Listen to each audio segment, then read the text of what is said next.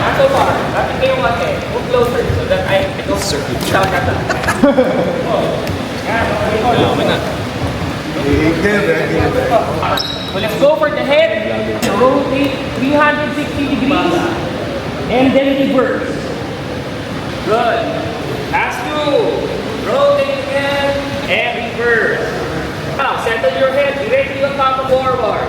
Very simple. Warm up. Just drop the weight. Reverse. 1, 2, 3, 4, 5, 6, 7, 8, 9. Pulling down. Reaching for the mat. Walk your hands out. Exhale. Lower your body. Going down on the mat. Push it away. Exhale. Walk back your hands to your feet. And 4. And down. And 5.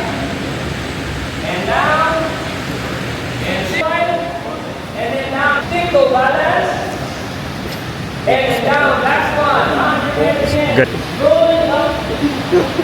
And then with arms, single balance. And up. Good. And 2. And up. Last one. And 10. Okay. Now from here, don't lose this. Go down again. 1. And down. And 2. And down. Slide your shoulders away from your ears. Ay, dito parang baliktad na siya. Lift it up. Feet stays down. Yes, lift the upper body up. Contract your abs. There you go. Stay down here. Stay here for a minute. Lie down on your back. Very good, everyone. Okay, good.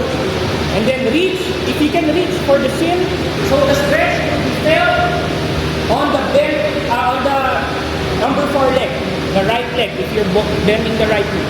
Release the right leg, stretch it down on the floor, and then pull the other leg in a little bit more. Head down, head down.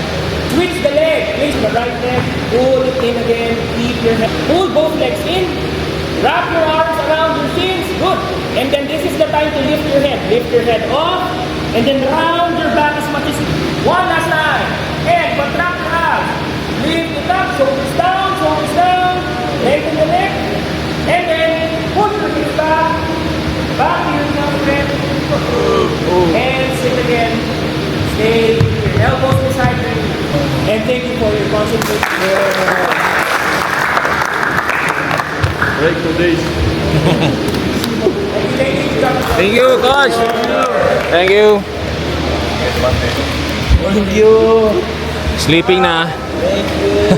See you next week. Nakatulog ba? Meron, grabe.